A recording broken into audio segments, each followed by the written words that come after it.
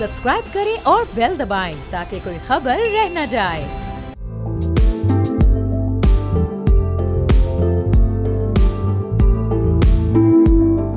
अस्सलाम वालेकुम, मैं और जहांगीर, आप देख रहे हैं प्रोग्राम व्यापार। तमाम ममालिक पर अमरीकी टैरिफ लगने और मुज़ाकरात के बाद अमरीकी टैरिफ में कमी के बाद अमरीकी सदर ट्रंप ने पाकिस्तान पर 29% टैरिफ में 10% कमी करते हुए टैक्स को 19% कर दिया था और साथ ही साथ पाकिस्तान के साथ ऑयल एक्सप्लोरेशन भी शुरू करने का ऐलान किया गया था। अमरीकी सदर का कहना था कि वाशिंगटन का इस्लामाबाद के साथ मुआहदा तय पाया है, जिसके तहत दोनों ममालिक मिलकर पाकिस्तान के तेल के ज़खायर को तलाश करने के लिए मुश्तरका तौर पर काम करेंगे।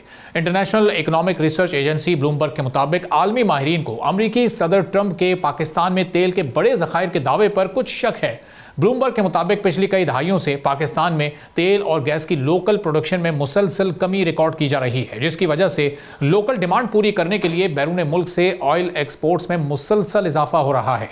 माहिरीन के मुताबिक अगर पाकिस्तान में तेल के बड़े ज़खायर होते तो इतनी गैर मुल्की कंपनीज मुल्क छोड़कर ना जाती।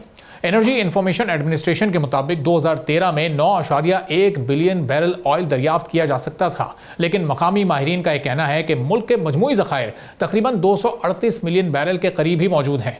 मकामी माहिरीन के मुताबिक पाकिस्तान में सिर्फ 2 तेल पैदा करने वाली फील्ड्स मौजूद हैं, जिसमें पहली 2009 में oil and gas development company limited ने नाशपा से तेल दरियाफ्त किया था और 2011 में माकोड़ी ईस्ट से हंगरी के ताउन से तेल दरियाफ्त किया गया था। ब्लूमबर्ग की रिपोर्ट के मुताबिक आलमी एनर्जी इदारों ने 2019 में पाकिस्तान के समंदरों में तेल की तलाश के लिए कुएं की खुदाई की थी, लेकिन उन्हें वहां पर कुछ नहीं मिल सका था। कुवैत पेट्रोलियम, टोटल एनर्जी और शेल जैसे आलमी इदारे पाकिस्तान में तेल की तलाश से पीछे हट रहे हैं। पाकिस्तान नई इन्वेस्टमेंट मुल्क में लाने के लिए 40 ऑफशोर ब्लॉक्स की अक्टूबर से बोली लगाने का ऐलान कर रहा है, जिसमें इंडस बेसन के इलाके भी शामिल हैं। अगर पाकिस्तान के समंदरों से तेल की दरियाफ्त हो जाती है तो ये ज़रूर एक अच्छी खबर होगी, लेकिन इनके हुसूल में बहुत बड़े चैलेंजेस का सामना भी रहेगा। आलमी माहिरीन के मुताबिक टेक्नोलॉजी और इंफ्रास्ट्रक्चर की कमी और सिक्योरिटी चैलेंजेस की वजह से पाकिस्तानी समंदरों में तेल के ज़खायर का पता लगाने की ख्वाहिशमंद कंपनीज के लिए खतरात मौजूद रहेंगे। अगर इन मुश्किलात पर काबू पाना आसान होता तो पाकिस्तान तेल की एक्सपोर्ट्स के बजाय इन ज़खायर को हासिल करने की कोशिश करता, फिर इंपोर्ट्स नहीं की जाती और इंटरनेशनल पार्टनर्स भी इस कोशिश में ज़रूर शरीक। अब ये कितना चैलेंजिंग होगा और कितने ज़खायर पाकिस्तान में इस वक्त मौजूद हैं, इस पर हम गुफ्तगू करेंगे। डॉक्टर मोहम्मद इरफान खान साहब जियो साइंटिस्ट हैं, ऑयल एंड गैस के शोबे के एक्सपर्ट हैं। Mohammad Iqbal Javed sahab oil and gas research analyst हैं। दोनों मौजूद मेहमानों का बहुत शुक्रिया प्रोग्राम में ज्वाइन करने के लिए। इरफान साहब, गुफ्तगू आपसे शुरू करते हैं। पाकिस्तान में ये 2 ऑयल फील्ड्स मौजूद हैं और पिछले चंद सालों में जितनी भी कोशिशें हुई हैं वो नाकाम ही साबित हुई हैं। इन्वेस्टमेंट हुई, 2019 में भी कोशिश हुई, अर्ली 2000 में भी जब मुशर्रफ साहब की गवर्नमेंट थी उस वक्त भी कोशिशें हुई, लेकिन कोई खातिर ख्वाह नताइज तो नहीं बरामद हुए। अब अमेरिका और डोनाल्ड ट्रंप किस बुनियाद पर यह बात कर रहे हैं कि पाकिस्तान में इतने बड़े तेल के ज़खायर मौजूद हैं? देखें, अस्सलाम वालेकुम। पाकिस्तान के जो जियोलॉजिकल बेसन है, अल्लाह ताला ने इसको बहुत ही अच्छे बेसन अता फरमाए हैं। हमारे जो ज़मीन का जो आर्किटेक्चर है, जो हमारे रॉक फॉर्मेशंस हैं, हमारे जो पहाड़ी सिलसिले हैं, इसमें अच्छे खासे गैस के ज़खायर हमें मिले हैं और आगे भी हैं। और एज फार एज जहाँ तक ज़ेर समंदर ताल्लुक है ऑयल एंड गैस का, तो जितनी हमने अभी तक एक्सप्लोरेशन की है पाकिस्तान में, इंडस ऑफशोर की या मकरान ऑफशोर की, तो इतने जो कुएँ हमने यहाँ पे किए हैं सिंस 1956 से ये काम चला आ रहा है। पुराने वेल हुए हैं। ये जो मिकदार कुओं की है, दुनिया में कभी ऐसा नहीं होता कि इतने बड़े ज़ेर समंदर आप दरियाफ्त कर रहे हैं। उसके लिए आपको मिनिमम जो वेल्स की इंटेंसिटी है, ड्रिलिंग डेटा आपके पास अच्छा खासा होना चाहिए। मीन्स कि हमारे पास अगर इंडस की बात आप करें तो आपके पास 10 से 12 वेल है। अगर आप मकरान की बात करें तो आपके पास 4 से 6 वेल, विच इज़ नेग्लिजिबल, जो कि कुछ भी नहीं है। हमारे पास बहुत बड़ा ज़ेर समंदर अच्छी खासी सी बेड है, अच्छा खासा हमारा जोन है। मकरान अलग एक बेसन है जो कि गल्फ ऑफ पर्शियन से, इवन ईरान से, ओमान से भी लगता है, और जो इंडस आपका इंडिया से भी, मुंबई से भी लगता है। तो ये प्रोलिफिक हैं तो सही, लेकिन इसको अच्छे state of the art technology के थ्रू और जियो साइंस अच्छी इन्वेस्टिगेशन के थ्रू इसको प्रॉपर एक्सप्लोर करना चाहिए। और इसमें बिल्कुल पोटेंशियल है, ये बात बिल्कुल बचा है। हमारे इस बेसिस में अल्लाह ताला ने still we have potential of the indigenous oil and gas resources in those Indus and Makran offshores. सही। और इरफान साहब, क्या इस पोटेंशियल को या जो अनएक्सप्लोर्ड अभी हमारा ये ऑयल एंड गैस सेक्टर है, ये इतनी इसमें मकदार मौजूद है कि जो पाकिस्तान की ज़रूरियात हैं उनको मुकम्मल तौर पर पूरा किया जा सके, चूँकि अभी भी हम अपनी ज़रूरत का 10 या 15% ही मैक्सिमम ऑयल इस वक्त एक्सप्लोर कर सकें? जी हाँ, पाकिस्तान के जो जियोलॉजिकल बेसन हैं, जो कि अगर आप ऊपर से शुरू हो जाएं, कोहाट से शुरू हो जाएं, पोटवा से शुरू हो जाएं, कोई सुलेमान में आ जाएं, बलूचिस्तान में आ जाएं, सिंध में आ जाएं, पंजाब में आ जाएं, तो इन सिलसिलों में, इन बेसन्स में अच्छा खासा जितना पोटेंशियल हमें मिला था पिछले 20-30 सालों से, वो तकरीबन हमें अगर 70 TCF के गैस के ज़खायर मिले तो वो इतना स्टिल इनमें और भी पोटेंशियल मौजूद है। प्रॉब्लम ये है कि हमारी जो गवर्नमेंट की स्ट्रेटजीज हैं, वो रेट ऑफ द गैस, इन चीज़ों पे थोड़ा सा इंसेंटिव मिलना चाहिए। प्लस आपके पास जो लोग, आप दुनिया में कैस्केड, हमारा जो जो जो जो स्टाइल है, जो हमारे बेसन्स हैं, उसको मार्केट हम नहीं कर पाए अभी तक, इंटरनेशनल मार्केट। अब जो हमारे दोनों जेर समंदर बेसन है, चाहे वो मकरान आप लें, चाहे इंडस ऑफशोर, दोनों स्टिल अनटैप हैं, स्टिल अनटैप है। ये बहुत बड़ा जोन है, काफ़ी बड़ा जोन है ये, बहुत बड़ा। यहाँ पे अगर और जेर समंदर दुनिया में जब जखीरे मिलते हैं वो अच्छे खासे मिलते हैं। तो हमारे पास मेरे ख्याल में, हमारे तहकीक के मुताबिक, पाकिस्तान में के जितने पहाड़ी सिलसिले हैं वो तो तकरीबन जितने हम इस वक्त यूटिलाइज कर चुके हैं आज के दिन तक, उसके तकरीबन उतने ही और भी मौजूद है। और ऑफशोर और मकरान तो अभी तक अनटैप है, मीन्स के हमारे हिसाब में तो स्टिल एक्सप्लोर ही नहीं हुआ, मीन्स के आपको वेल चाहिए। ठीक है। तो इकबाल साहब, ये जिस तरह इरफान साहब कह रहे हैं कि अभी भी बहुत सारे अनटैप जोन्स हैं और उनको एक्सप्लोर करने की भी ज़रूरत है, तो ये अब इस एक्सप्लोरेशन में कितना वक्त दरकार होगा, कितनी इन्वेस्टमेंट दरकार होगी? चूँकि एक परसेप्शन है कि अगर ये वाली ऑफ़र ना मिलती ऑयल एंड गैस में इस वक्त इन्वेस्टमेंट की अमेरिका से, तो शायद हम मज़ीद कुछ बेहतर टैरिफ हासिल करने में कामयाब हो जाते हो। बार्गेनिंग शायद 19% से 16 या 15 तक भी चली जाती, जिसके रिजल्ट फौरी तौर पर हमें मिलते। अब ये तो एक बड़ा लॉन्ग टर्म प्रोसेस है कि कंपनीज आएँ, एक्सप्लोरेशन शुरू करें, अनटैप्ड जगहों को एक्सप्लोर करें और फिर हम वहाँ से ऑयल निकालने के काबिल हो सकेंगे। जी देखें, हमारे जो इस वक्त जो बलूचिस्तान का एरिया है वो भी काफ़ी ज़्यादा अनटैप्ड है, और केपीके में भी काफ़ी बड़ी डिस्कवरीज हैं, लेकिन कुछ एरियाज ऐसे हैं जैसे वली है और पन्नू है, ये एरियाज भी काफ़ी अनटैप्ड, जो फ्रंटियर एरियाज, और इस तरफ जो प्रॉस्पेक्ट्स हैं वो बहुत ज़्यादा हाई हैं। और इन सब, क्योंकि ये आप एरियाज, अगर मैं केपीके के जो फ्रंटियर रीजन्स की बात करता हूँ तो माउंटेनियस एरियाज है, वहाँ पे जो है ड्रिलिंग करना आसान है, तो इसके लिए जो है सरमायाकारी ज़्यादा चाहिए, इसके लिए जो है केपेक्स ज़्यादा चाहिए, और कोई international companies, specially US based companies अगर यहाँ पाकिस्तान में आती हैं तो they can put up a good capital, और अच्छी टेक्नोलॉजिकल चीज़ें जो है वो भी शेयर होंगी हमारे साथ, और जो है जल्द से जल्द जो है हम यहाँ पे इन डिस्कवरीज को जो है वो प्रोडक्शन स्टेज तक लेकर आ सकते हैं। और जहाँ तक बात होती है ऑफशोर वेल्स की, ऑफशोर में देखें, हमने काफ़ी सालों से कोशिश करी है कि हमारे मुल्क में कि यहाँ पे कुछ रिजर्व्स वगैरह निकल आए। इंडिया में जो है अगर बात करते हैं ऑफशोर वेल की, तो कच्छ का एक एरिया है वहाँ, और कच्छ बेचन, तो वहाँ पे कुछ डिस्कवरीज ऑयल की हैं, तो चांसेस यही हैं कि हमारे पास भी यही कुछ बड़ी डिस्कवरीज आ जाए।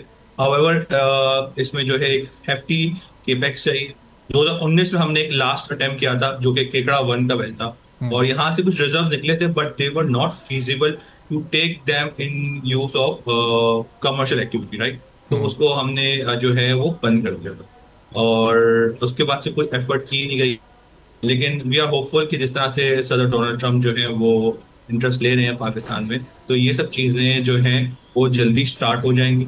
और जिस तरह से अमेरिका का झुकाव पाकिस्तान की तरफ है, तो we are seeing opportunities for people in here in Pakistan, and it's a win-win situation उनके लिए भी और ये भी, और DI आएगा। तो इकबाल साहब, ये अभी जो ये अनटैप्ड एरियाज़ हैं, अभी पाकिस्तान गवर्नमेंट ने या प्राइवेट सेक्टर की मदद से उनको इन्वॉल्व करके अभी तक इस सिलसिले में ये डिस्कवरीज की कोई कोशिश की क्यों नहीं है? क्योंकि अभी तक जितनी भी डिस्कवरीज हुई हैं वो बहुत ही लोअर स्केल पर हुई हैं। अगर इस तरह के बड़े ज़खायर इस वक्त मौजूद हैं तो उनको एक्सप्लोर करने पर अभी संजीदगी के साथ क्यों नहीं काम कर सका है पाकिस्तान? देखिए, ये एरियाज हैं, देखें फ्रंटियर एरियाज तो वहाँ पे जो है मिलिटेंसी बहुत ज्यादा है।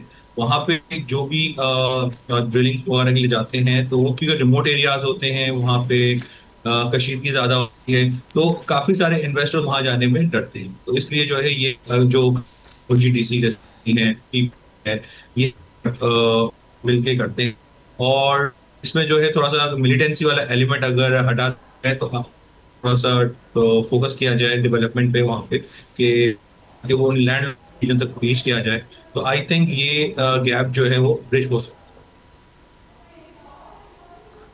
सही। अच्छा इरफान साहब, अब ये प्रोसेस होता है एक्सप्लोरेशन का, हमने देखा 2019 में भी समंदर के बीचों बीच ये कोशिश की गई और काफ़ी ड्रिलिंग हुई, लेकिन वहाँ से फिर कुछ नहीं निकला।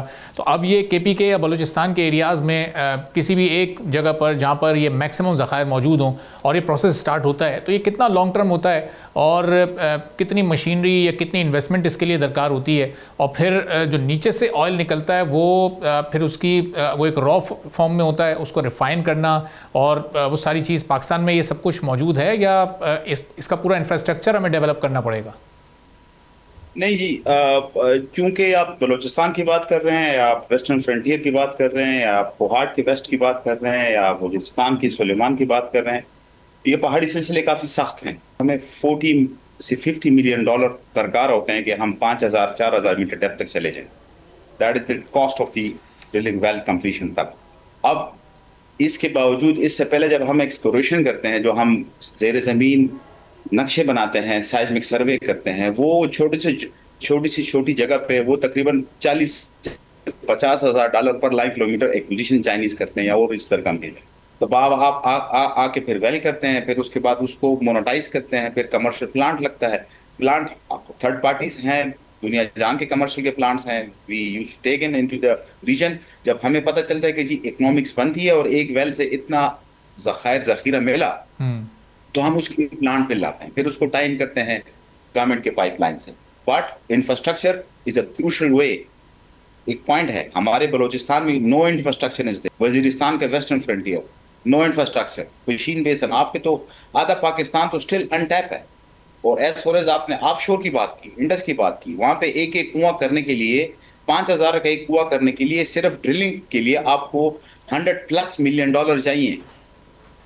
अभी मैं नक्शों की साइज़मिक एक्विजिशन की बात ही नहीं कर रहा। तो it means A company should have minimum 300 से 400 मिलियन डॉलर का बजट आएगा, तो वो 1-2 लाख को ऑफशोर में मिनिमम एक्सप्लोर करेगा। That will be the time कि 4 से 5 साल में उसको एक्सप्लोर करके फिर कमर्शलाइजेशन के अपने इशू हों, इतने रिजर्व होंगे कि वो आप उस पे फिर 300 मिलियन लगा के उसको ये कराची तक या ऑन शोर तक प्रॉपर उसको टाइम कर सकें। हम इसमें लैग कर रहे हैं। अच्छा, तो इकबाल जावेद साहब, ये मेरा इस पे मैं इसमें थोड़ा डाउन करना चाहूंगा। देखिए, ये पूरा प्रोसेस स्टार्ट होता है साइस्मिक एक्टिविटी से। साइस्मिक एक्टिविटी से आप जो है स्टार्ट करते हैं, वहां से आप अच्छी इंडिकेशन वगैरह मिलती है, आपके वैल्यूएटिव रिजल्ट है, उसके बाद फिर आप ड्रिलिंग स्टार्ट करते हैं। और ड्रिलिंग में जो प्रोसेस है उसमें जो है एक डिफाइंड होता है कि कितना टारगेटेड वेल है। अब उससे मजीद नीचे जाना तो it is adding up the right, फिर आपके पास डिस्कवरी आ जाती है। अब क्योंकि ये जो एरियाज हैं, जो बलूचिस्तान की बात कर लेते हैं हम और KPK, तो अब वहां से उन डिस्कवरीज जो हाइड्रोकार्बन है उनको जो रिफाइनरीज, ये it is a very difficult task. इसमें ट्रांसपोर्टेशन वगैरह एवरीथिंग, फिर उन वो रिमोट एरियाज होते हैं वहाँ प्रॉपर रोड्स नहीं हैं, तो वहाँ पे जो है जो आसपास शहर उसको आबाद करना, सब चीजें हैं। और इसके अलावा जो है मिलिटेंसी, जो जैसा डॉक्टर साहब ने कहा कि यहाँ पे जो है सिक्योरिटी का एक जो है इशू है, तो उसमें भी काफी ज्यादा कॉस्ट लग जाती है। तो all this requires is a hefty capital, और इसको हम अगर किसी तरीके से बाउंड करें कि इतना खर्चा आएगा, तो दैट इज नॉट पॉसिबल। इसके लिए ये है कि कुछ कंपनीज वगैरह यहाँ पे इन्वेस्ट करें, उनके बाद एक है ना बैकअप में एक सफिशिएंट अमाउंट हो, और फिर वो इस ड्रिलिंग को जो है अंजाम।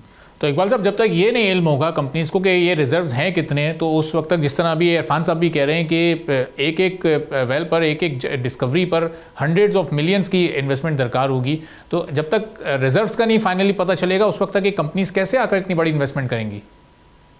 देखें, उसका तरीकाकार यही है कि जो जियोलॉजिकल सर्वेस होते हैं, जो साइस्मिक एक्टिविटीज वगैरह होती हैं, उससे जो है काफी ज्यादा इंडिकेशन मिल जाती है। एक चीज दूसरा ये है कि उसके आसपास हमें ये देखना चाहिए कि कौन कौन सी डिस्कवरीज है। अगर हम बलूचिस्तान की बात करते हैं तो पास ही में जो है वो ईरान लगता है। तो ईरान में आपको पता है कि again major oil producing nations. तो अब जब वहाँ इतनी डिस्कवरीज है तो बलूचिस्तान में भी डिस्कवरीज होंगी। अगर केपी के रीजन में बात करें तो नशपा है और टल ब्लॉक है, इनके आसपास कोई रीजन है तो वहाँ पे डेफिनेटली कोई ना कोई डिस्कवरी होगी। अब ऑब्वियसली जो आ जाता है ऑफशोर रीजन। ऑफशोर रीजन में क्योंकि अभी कोई डिस्कवरी आई नहीं है सच, तो don't have anything to back it up with, और वी कैन बड़ी कंट्री इंडिया, वहां पे जो कच्छ का बेसन है वहां कुछ हाइड्रोकार्बन्स हैं। तो अगर वहां हाइड्रोकार्बन्स है, रिजर्व्स हैं, तो हमारे पास भी होना चाहिए। और वी आर होपिंग कि यहाँ पे ये कंपनीज यहाँ आए पाकिस्तान में और सरमायाकारी करें और यहाँ से डिस्कवरीज करें। सही। तो इरफान साहब, जो इस वक्त रिजर्व्स का जो एक नंबर शो होता है उसमें भी एक तजाद है। जो एनर्जी इंफॉर्मेशन एडमिनिस्ट्रेशन है वो ये बताती है कि 2013 में भी 9.1 बिलियन बैरल ऑयल दरियाफ्त किया जा सकता था। जो लोकल एक्सपर्ट्स हैं वो कहते हैं कि जो ज़खायर हैं ऑयल के वो 238 मिलियन बैरल ही मौजूद हैं।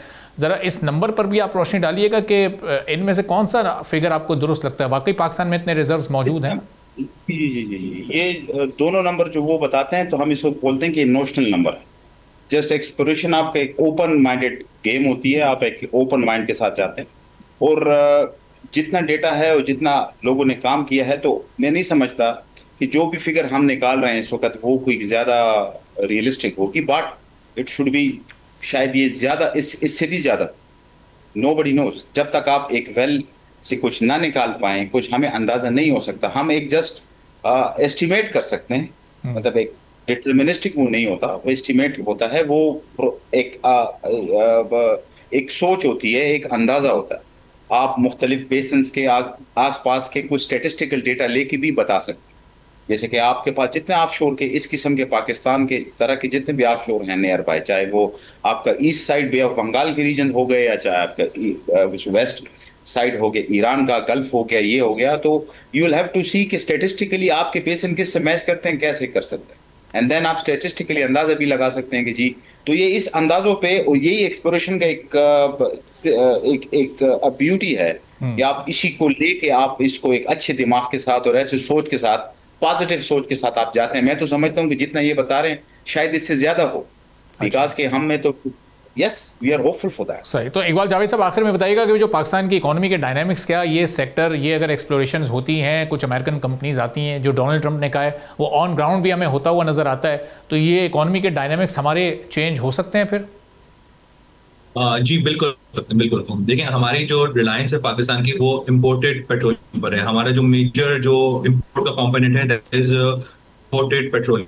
अगर यहाँ जो है रिजर्व्स वगैरह निकलते हैं, डिस्कवरी आते, तो हमारा जो हम इंपोर्ट करते हैं, इंपोर्ट पे हमारा कम हो जाएगा, हमारे पास फॉरेन एक्सचेंज बचेगा और यहाँ पे जो है मजीद कंपनीज आएंगी और ये पूरा एनर्जी चेन इससे फायदा उठाएगी। इससे जो ऑब्वियसली हमारे पास जो है, अगर कोई लेट्स से कुछ साइजेबल डिस्कवरी आती है, let's say 1 lakh barrels of oil per day की डिस्कवरी वगैरह आती है, तो that is another big thing.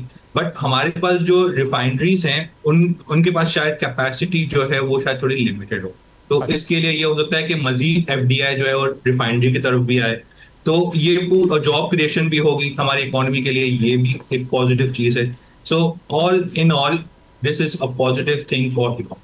ठीक है, बहुत बहुत शुक्रिया Mohammad Iqbal Javed sahab, oil and gas research analyst. Doctor Mohammad Irfan Khan sahab, geo and gas, हमारे साथ मौजूद थे। गुफ्तगू आपने सुनी। एक ब्रेक लेते हैं, ब्रेक के बाद वापस आएंगे, एक और आम मौजू पर बात करेंगे।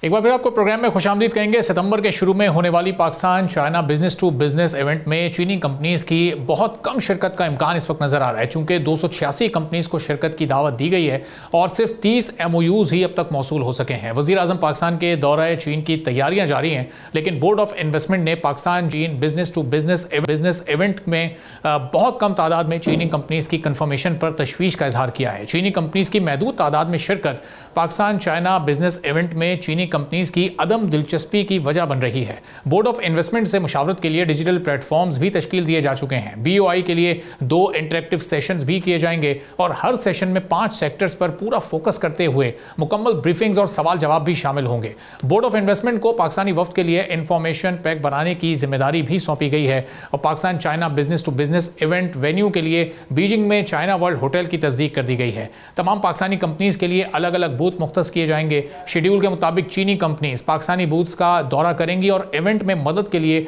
एक फिजिकल लेआउट भी आने वाली कंपनीज से शेयर किया जाएगा। सूबाई इन्वेस्टमेंट बोर्ड्स को SECP, SBP और FBR और सूबों के नुमाइंदों के साथ शिरकत करने की हिदायत की गई है। बोर्ड ऑफ इन्वेस्टमेंट सरमायाकारों की सहूलत के लिए 5 कारोबारी फैसिलिटेशन मराकज कायम करेगा जो 24 घंटे कायम करेंगे। इवेंट में एक बूथ में मुकम्मल ट्रेंड और प्रोफेशनल वर्कर्स मौजूद होंगे जो चीनी जबान के तर्जुमान के साथ टेक्निकल सपोर्ट भी फराहम करेंगे। इस इवेंट में कोयले से गैस बनाने के प्लांट्स के मंसूबों के साथ चीनी जबान में स्पेशल इकोनॉमिक जोन्स की फैसिलिटेशंस की हाई रेजोल्यूशन और मेयारी वीडियोस भी शामिल की जाएंगी। Pakistan China business to business event में agriculture, industrial relocation, Karakoram highway की अपग्रेडेशन, ML1 की financing, IT services, AI training और स्पेशल इकोनॉमिक जोन्स के लिए स्पेशल इन्वेस्टमेंट के मॉडल्स की तैयारी भी शामिल होगी। National food security and research institute ऐसे मंसूबे पेश करेगा जिसमें पाकिस्तान के एग्रीकल्चर सेक्टर की ग्रोथ के लिए चीनी कंपनीज के तजुर्बे से फायदा उठाने की भरपूर कोशिश की। लेकिन अब सिर्फ चंद ही रोज बाकी हैं और इस वक्त ये जो एक अट्रैक्शन है या जो दिलचस्पी है चाइनीज कंपनीज की वो हमें थोड़ी कम क्यों नजर आ रही है और इसको कैसे बढ़ाया जा सकता है, कितना पाकिस्तानी कंपनीज इसको कैपिटलाइज करने में कामयाब हो जाएंगी, इस पर हम गुफ्तगू करेंगे। नगमाना हाशमी साहिबा, फॉर्मर एम्बेसडर फॉर चाइना, हमारे साथ मौजूद हैं। नगमाना साहब, बहुत शुक्रिया प्रोग्राम के लिए, आपने वक्त निकाला। ये बड़ा इंपॉर्टेंट दौरा इस वक्त पाकिस्तान के वजीर आजम का और जो बिजनेस कम्युनिटी चाइना जाएगी अगले एक हफ्ते के लिए इनका है और जो बिजनेस टू बिजनेस इवेंट होने जा रहा है। एक्सपेक्टेशन थी कि $5 अरब की पाकिस्तान सरमायाकारी लाने में कामयाब हो जाएगा, लेकिन 286 कंपनीज को दावत दी गई, सिर्फ 30 MOUs अब तक मौसूल हो सके हैं।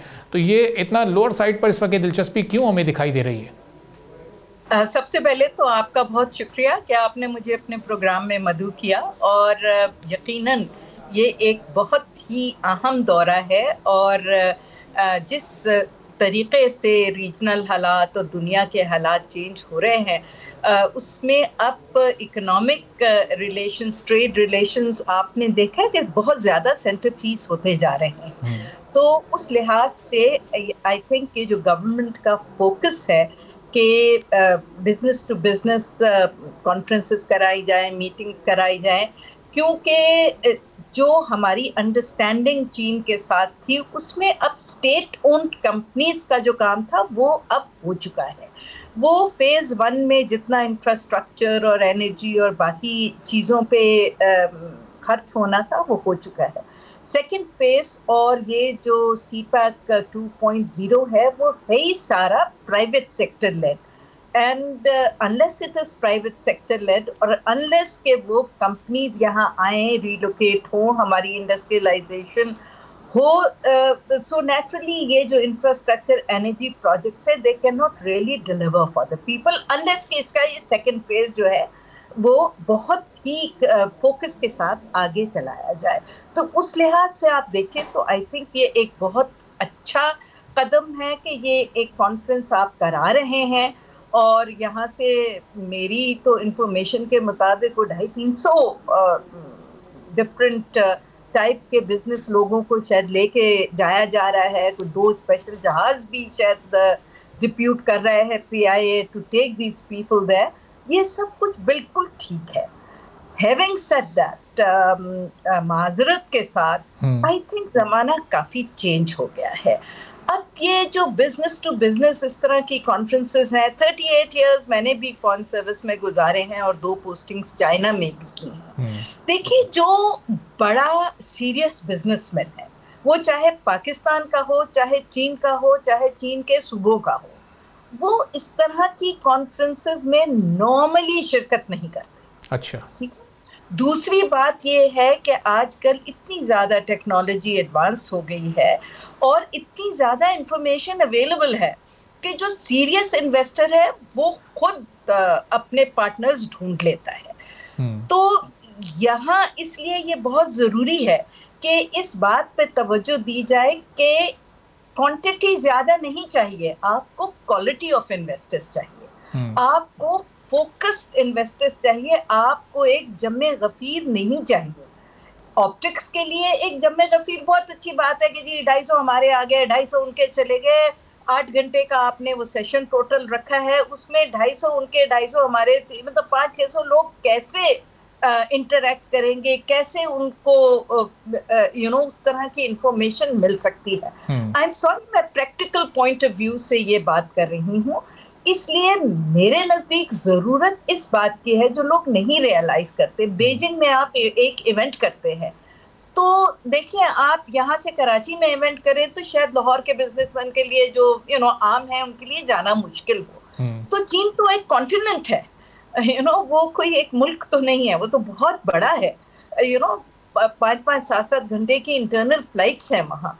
तो हमें चाहिए कि हम उन जो हमारे एरियाज हैं, और हर एरिया हर प्रोविंस में नहीं है, आपने एग्रीकल्चर में लोगों को अगर इन्वॉल्व करना है, अट्रैक्ट करना है, तो आपको एग्रीकल्चर फोकस्ड इन्वेस्टमेंट कॉन्फ्रेंस जो है वो यूनान में जाके आप करें।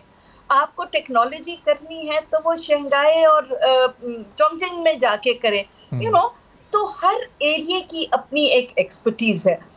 तो इस तरह की जो कॉन्फ्रेंसेस होती हैं वो बहुत अच्छा एक किरदार अदा करती है कि वहाँ के मीडिया जो है वो जो हम अपनी प्रेजेंटेशंस करेंगे, अपना वो इंफॉर्मेशन देंगे, वो उनका मीडिया भी थोड़ा सा डिसेमिनेट करेगा, हमारे जो वहाँ प्रेस सेक्शन है वो भी डिसेमिनेट करेगा।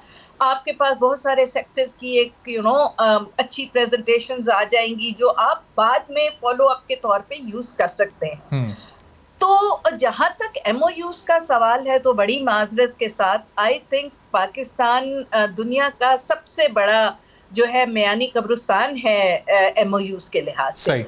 हमने कोई ट्रिलियंस ऑफ डॉलर्स के MOUs किए हैं, एग्रीमेंट्स किए हैं, और 5 साल बाद उन्हीं सेक्टर्स में दोबारा नए अफसर आते हैं, वो नई वो शुरू हो जाते हैं। तो MOUs किसी चीज की भी इंडिकेशन नहीं हो। सही। अच्छा नवान साहब, हमने देखा कि प्रैक्टिकली, चूंकि आपने बड़ी ज़बरदस्त बात की है, तो ये प्रैक्टिकल साइड पर कुछ इलेक्ट्रिक व्हीकल कंपनीज इस वक्त उनका इंटरेस्ट है, चाइनीज़ कंपनीज का, जो पाकिस्तान में पूरा इंफ्रास्ट्रक्चर बनाने की कोशिश कर रही हैं। एग्रीकल्चर साइड पर भी थोड़ा प्रैक्टिकली काम शुरू हुआ है।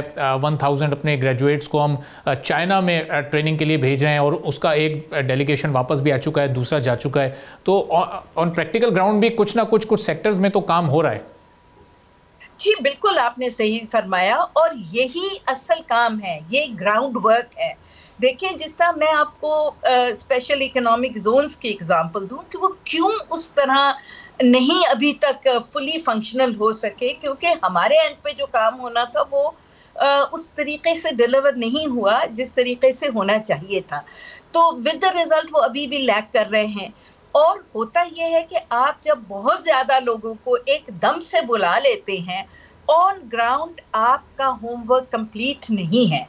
तो जब चीजें लोग आके देखते हैं कि वन विंडो ऑपरेशन नहीं है, आप जब आके देखते हैं कि जी एग्रीकल्चर में क्या है, अब वो खुद आके यहाँ लैंड खरीदेंगे, कचरे निकलवाएंगे, इस तरह तो इन्वेस्टमेंट देखिए नहीं आती।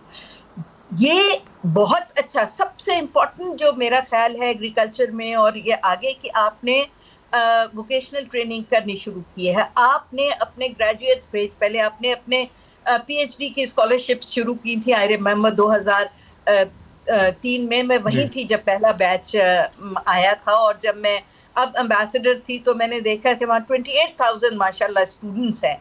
और इसी तरह एग्रीकल्चर में अगर आपने लोगों को लाना है तो पहले आप अपनी कैपेसिटी बिल्डिंग भी करें ना, और आप वो इंसेंटिव्स, वो चीजें प्रैक्टिकली उनको पूरे प्रोजेक्ट्स दें कि जी ये लैंड है, ये इसका प्रोस्पेक्ट्स हैं, ये जमीन है, ये आप ले सकते हैं, ये नहीं ले सकते। सही। हम एक्सपेक्ट करते हैं बाहर से इन्वेस्टर आएगा, वो सारा कुछ खुद करेगा। देखिए, ये ऐसे नहीं होगा। 30 MOUs हो या 3 हो, अगर वो ट्रांसलेट होते हैं वाकई ही किसी एग्रीमेंट में, तो फिर तो बहुत अच्छी बात है।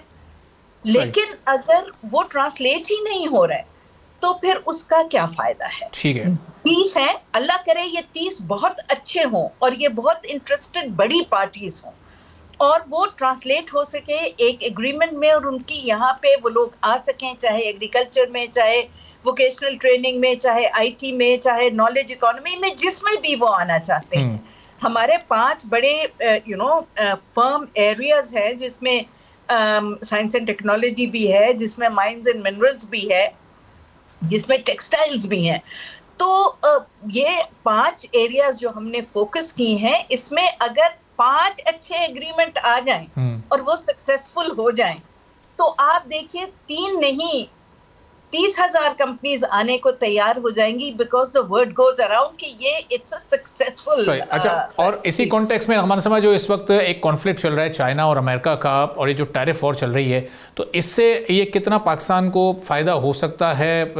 चाइना की जो इंडस्ट्री है, अभी ये बहुत आगे की बात है, लेकिन क्या ये इम्कानात हैं कि पाकिस्तान में इसको शिफ्ट किया जाए और फिर पाकिस्तान के 19% का पूरा फ़ायदा उठाने की कोशिश की जाए? क्योंकि आपने वहाँ 2 टर्म्स किए हैं, तो इसलिए देखिए ये बात तो हम अर्ली 2000 से कर रहे हैं, जब से गवादर पोर्ट का मंसूबा साइन हुआ था और वो बननी शुरू हुई थी, और काराकोरम हाईवे जो है वो हमने अपग्रेड की थी। तो ये तो बहुत पुरानी बात है। और जो सीपैक का एग्रीमेंट है उसमें यही था कि बाय द टाइम आपका एनर्जी का जो डेफिशिएंसी है वो कंप्लीट होगी और इंफ्रास्ट्रक्चर बनेगा, वो उस वक्त तक आपके एसईजीज जो है वो कंप्लीट होने जाए, ताकि वहाँ पे रीलोकेशन हो। इसीलिए देखिए 2018 में चीनी गवर्नमेंट ने अपने प्राइवेट सेक्टर को इंडिकेशन दे दी थी कि जी अब आप फार ईस्ट एशिया और बाकी मुल्कों की तरफ तो जा ही रहे हैं, आप पाकिस्तान पे फोकस करें। और बेतहाशा लोग यहाँ आए टूरिज्म के लिए, तो खास तौर पे उन्होंने कहा था कि जी टूरिज्म लाए और इंडस्ट्री रीलोकेट करें। अगर हमारे एसईजीज होते तो इस वक्त आपकी एक्सपोर्ट चल रही होती है। आप बिल्कुल ठीक कह रहे हैं, ये बहुत अच्छा मौका है कि जी आप चीन से ज़्यादा हमें ज़रूरत है कि वो इंडस्ट्री यहाँ रीलोकेट हो। जैसे कि मैं EU में भी लॉन्गेस्ट सर्विंग एम्बेसडर हूँ, 5.5 साल रही हूँ। GSP प्लस का पहला 5 साल का 6 साल का दौर मैंने ही वहाँ से जब से वो शुरू हुआ किया, तो बड़े अफसोस से कहना पड़ता है हमने GSP प्लस का उस तरह फायदा नहीं उठाया जैसा हम उठा सकते थे। क्यों? क्योंकि हमारी एक्सपोर्टेबल कैपेसिटी बहुत कम है, हमारी एक्सपोर्ट बास्केट बहुत कम है, तो उसको एनहेंस करने की जरूरत है। और वो उसी वक्त होगी जब इंडस्ट्री रीलोकेट होगी। चाइना को कोई फर्क नहीं पड़ रहा है अमेरिकन टैरिफ से, प्लीज अंडरस्टैंड। अभी क्या हुआ है कि अफ्रीका पे टैरिफ्स लगाए हैं, तो चीन ने अफ्रीकन्स को कहा है कि जी आप अपना सरप्लस सारा हमें दे दें। वो कुछ अपनी डोमेस्टिक कंजम्पशन में वो खपत कर लेते हैं और बाकी को वो वैल्यू एडिशन करके तो आगे पूरी दुनिया को एक्सपोर्ट कर रहे हैं। तो ट्रम्प के टैरिफ से घबरा के जो चीनी यहाँ रीलोकेट होंगे, ये आई थिंक थोड़ा सा हमारी विशफुल थिंकिंग तो हो सकती है और नहीं। ठीक है, उन्हें यहाँ रीलोकेट होना चाहिए क्योंकि ये हमारा उनका एग्रीमेंट है, और ये जो एक स्ट्रेटेजिक विजन है उसका ये बहुत इंपॉर्टेंट पार्ट है।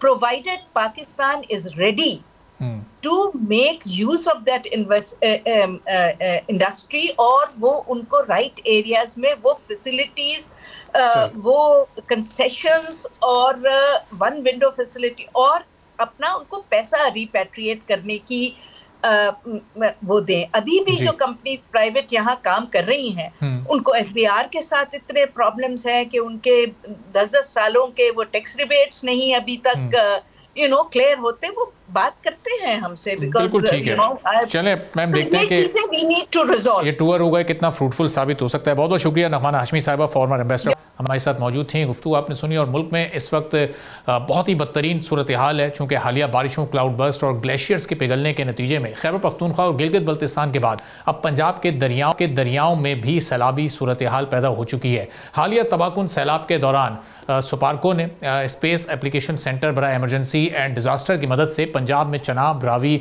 और सतलज में बढ़ते हुए पानी की सूरत हाल को मुसलसल मॉनिटर करते हुए कीमती इंफॉर्मेशन फराहम की हैं। खलाई टेक्नोलॉजी से हासिल मालूमात आफात के दौरान नहायत अहमियत रखती हैं, क्योंकि ये तेज़ी से सूरत हाल का अंदाज़ा लगाने, कमज़ोर इलाकों की निशानदही करने और इमदादी और बहाली की सरगर्मियों को तरजीह देने में मदद देती हैं। सुपार्को कुदरती आफात पर मुसलसल नज़र रखते हुए NDMA, PDMA और दीगर मुतल्लिका इदारों को बरवक्त और काबिल एतमाद सेटेलाइट मालूमात फराहम कर रहा है। हालिया सैलाब में हुकूमती आदाद शुमार के मुताबिक 2.5 लाख अफराद बेघर और 10 लाख से ज़ायद अफराद मुतासर हो चुके हैं। एग्रीकल्चर और इंडस्ट्रीज़ के नुकसान के साथ लोग अपने घर तक छोड़ने पर मजबूर हो चुके हैं। पंजाब में दरियाए रावी, सतलज और चनाब के किनारे 1400 से ज़ायद देहात में तकरीबन 12 लाख अफराद मुतासर और 2.5 लाख अफराद बेघर हो चुके हैं। जून के आखिर से शुरू होने वाले सैलाब और बारिशों में अब तक 800 से ज़ायद अफराद लुक़मा अजल बन चुके हैं। महकमा आपाशी पंजाब के मुताबिक 38 साल में पहली बार दरियाए रावी, सतलज और चनाब में एक साथ ऊंचे दर्जे का सैलाब आया है। एनवायरमेंटल चेंज से जोड़े जाने वाले सैलाब ने 2022 में पाकिस्तान में तकरीबन 1700 अफराद को मौत के घाट पर उतार दिया था। साल 2022 में सैलाब से मुल्क को तकरीबन 30 अरब डॉलर्स का नुकसान बर्दाश्त करना पड़ा था। इंफ्रास्ट्रक्चर और ट्रांसपोर्टेशन से लॉसेस का अंदाज़ा तकरीबन 15.2 अरब डॉलर्स तक लगाया गया। एग्रीकल्चर सेक्टर 2022 के सैलाब से सबसे ज़्यादा मुतासिर हुआ, जिसको 12.9 अरब डॉलर्स का नुकसान हुआ, जो टोटल लॉसेज में से 43% था। स्मॉल और एवरेज बिजनेस को तकरीबन 5.3 अरब डॉलर्स का नुकसान बर्दाश्त करना पड़ा।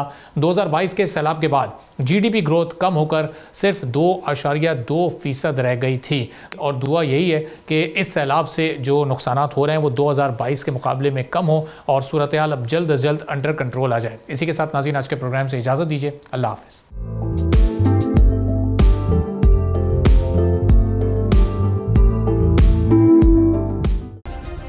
सब्सक्राइब करें और बेल दबाएं ताकि कोई खबर रह न जाए।